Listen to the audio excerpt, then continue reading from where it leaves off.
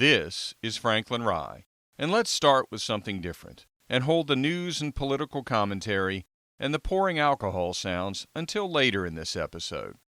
Let's start with something a bit more inspirational. I call it, "And God Made America." And after resting on the seventh day, God had a burst of energy, so God made America. He wasn't striving for something perfect. He was striving for something that would strive to be perfect. He knew that when you strive for perfection, you need a guide to point you in the right direction. You need rules to follow to make sure that you're on the right path. You need a constitution to ensure that you maintain and secure the blessings of liberty to yourselves and your posterity. And with that liberty secured by the Constitution, God made America. He knew that with freedom comes uncertainty. When we're free to think and believe as we wish, we can never be sure that others will think the same thoughts or hold the same beliefs. We can each never know that those we want to govern the country will be the ones that actually win the elections. But we should always know that we're free to talk with our fellow Americans about those elections and what we think of those who won and those who lost. We must be free to speak. And with that freedom, guaranteed through our Constitution, God made America. But what freedom? Did it extend to all? Not at first. To the country's shame, not at first.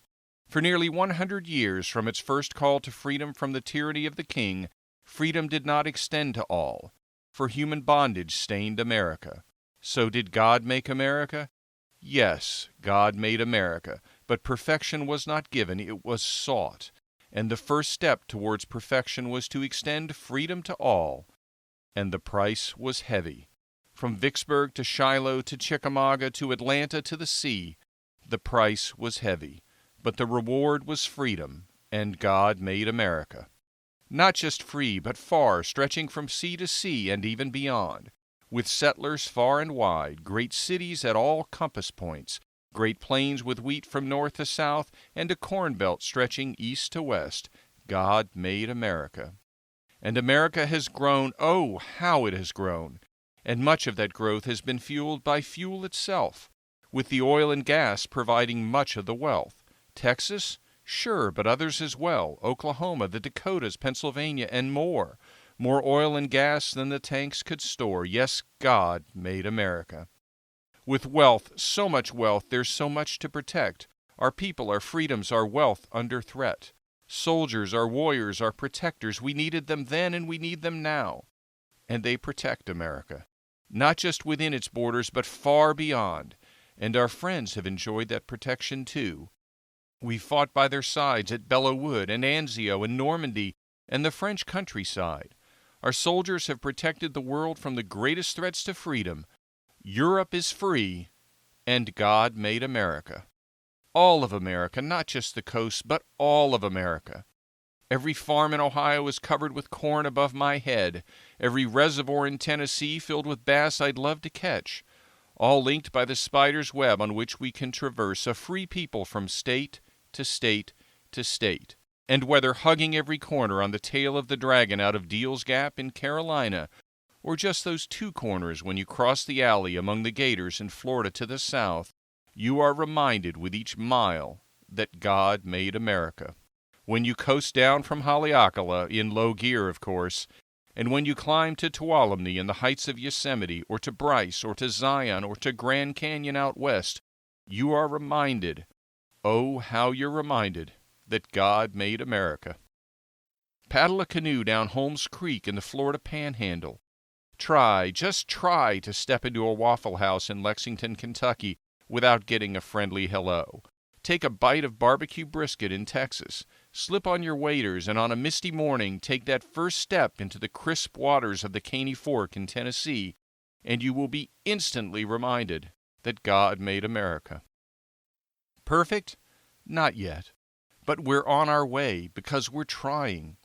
And whether the rising sun warms you because it's glinting off a skyscraper in Manhattan, the Arch in Missouri, or a mountain lake in Colorado, rest assured that with each new day we will keep trying to be better, to follow the framework that's been laid out, to take the freedom that He granted, to live with it, and grow with it, reassured in the greatness of our country, reassured that God made America.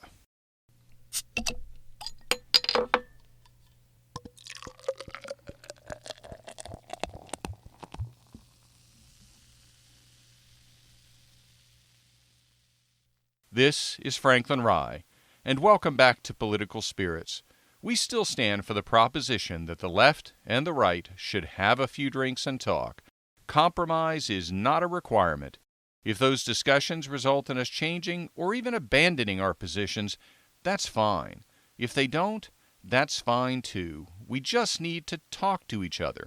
In that way, we can unify through speech. And if the discussion becomes a bit heated, at the end of the night, we should still be able to split up the bar tab and be on our way. So what news and politics are we going to talk about this week?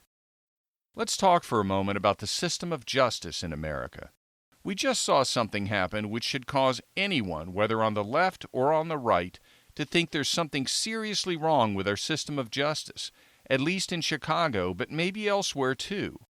The prosecution case against Jussie Smollett in Chicago for filing false police reports to perpetrate a hate crime hoax was dismissed at the request of the prosecutor's office, and the case records were sealed so that the public could not see them. Afterwards, the prosecutors noted that they believed Smollett was guilty and they could prove the case, but they dismissed it because he had performed community services. The Illinois Prosecutors Bar Association has slammed the dismissal. They described the manner in which it was dismissed as, quote, abnormal and unfamiliar to those who practice law in criminal courthouses across the state, close quote. They noted that, quote, prosecutors, defense attorneys, and judges alike do not recognize the arrangement Mr. Smollett received, close quote. They also attacked the state attorney and her representatives for misleading the public. Notwithstanding prior reports that she had recused herself, State's Attorney Kim Foxx never actually did so. If she had, as the Prosecutors Bar Association pointed out, the court would have had to appoint a special prosecutor. Instead, Ms. Foxx kept the case within her office, notwithstanding the conflict involving her conversations with persons connected to Smollett that caused her to advise that she was recusing herself to begin with. Instead, she simply had a subordinate handle the case. The hearing on the dismissal was not placed on the court calendar, and as a result, the public had no notice, and the records were sealed immediately afterwards. Per the Prosecutors Bar Association, Ms. Fox's claim that the sealing of the records is mandatory under Illinois law is false. As the Prosecutors Association also points out, the way in which the dismissal was handled undermines the very foundation of our public court system. The Illinois Prosecutors Bar Association's closing statement on this matter is powerful.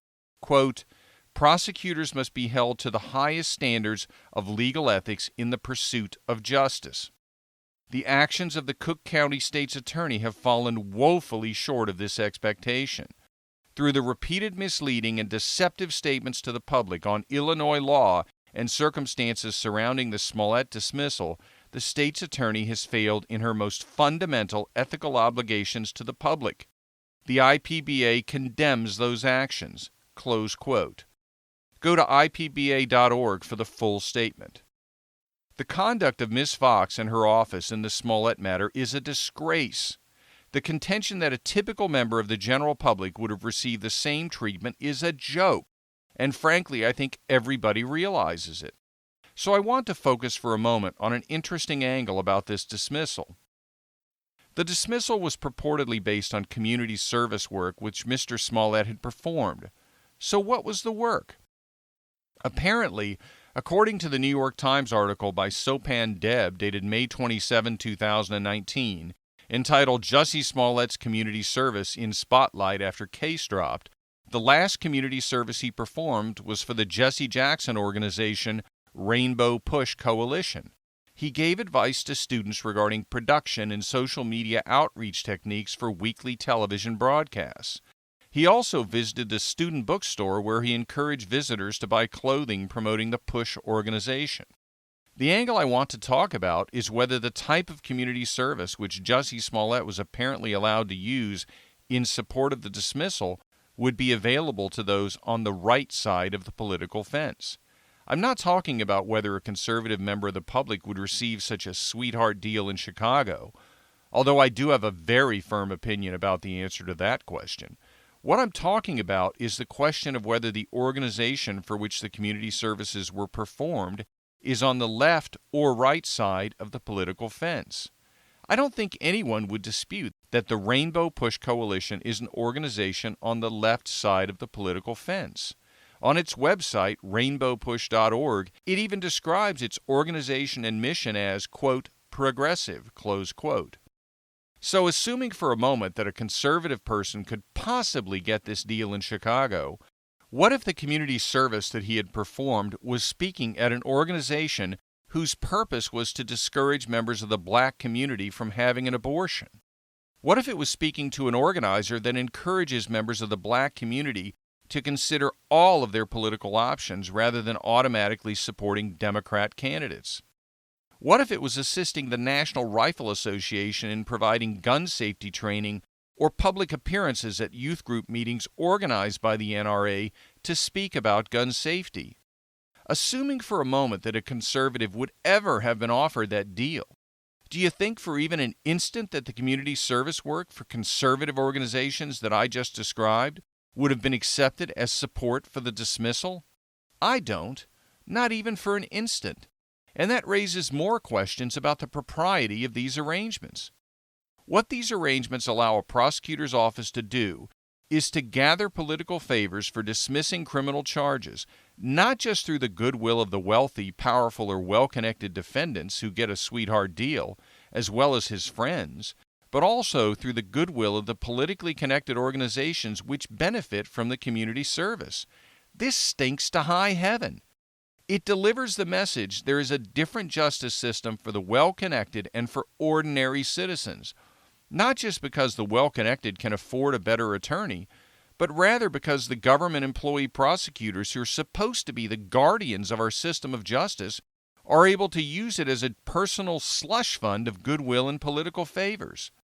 We should all be disgusted by the conduct of the Cook County State's Attorney and her office. Next topic.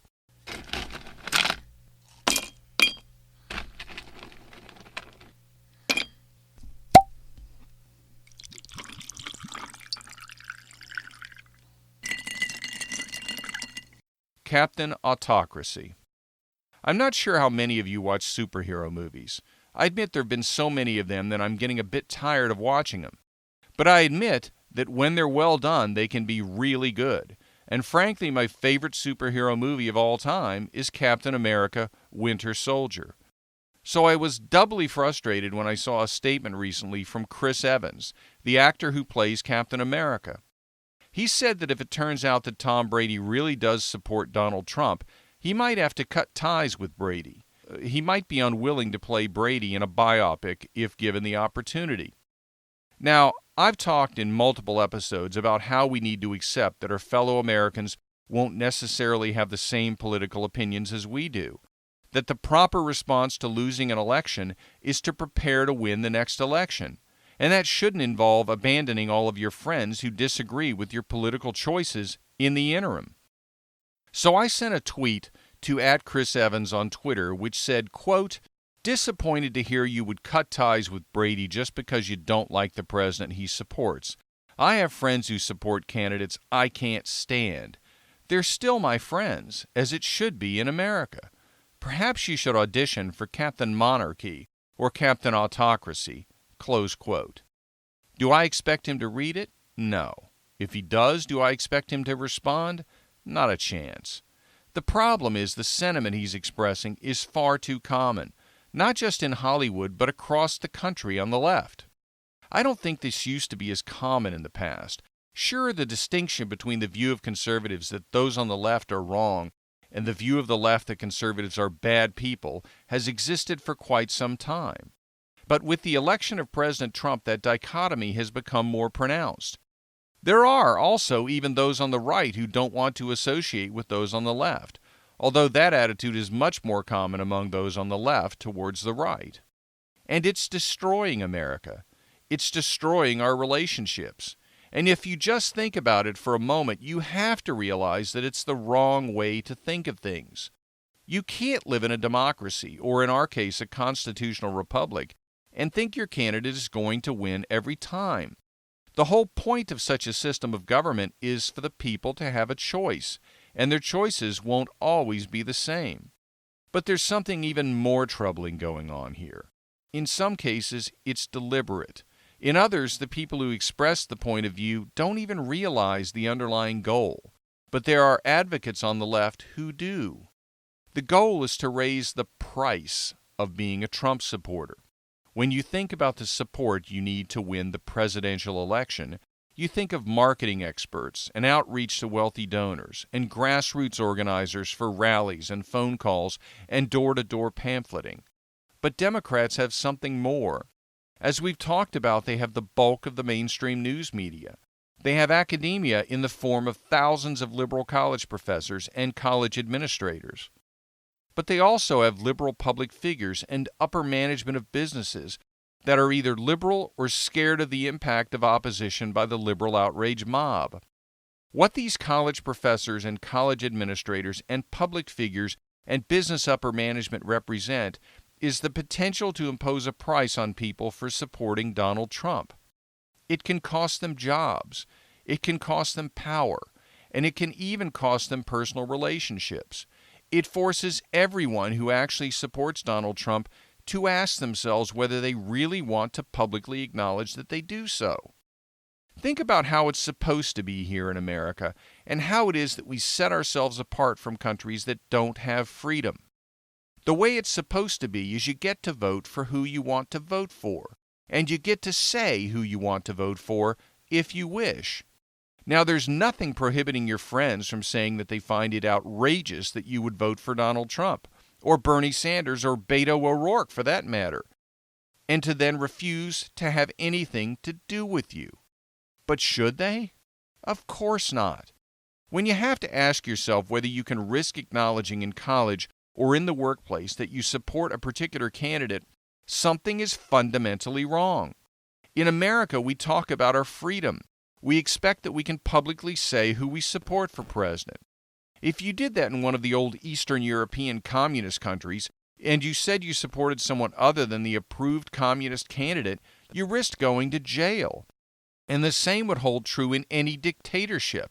Just as speaking out against the government in China now places you at risk of a reduced social credit score that prevents you from receiving or accessing certain goods and services. So think about that for a moment.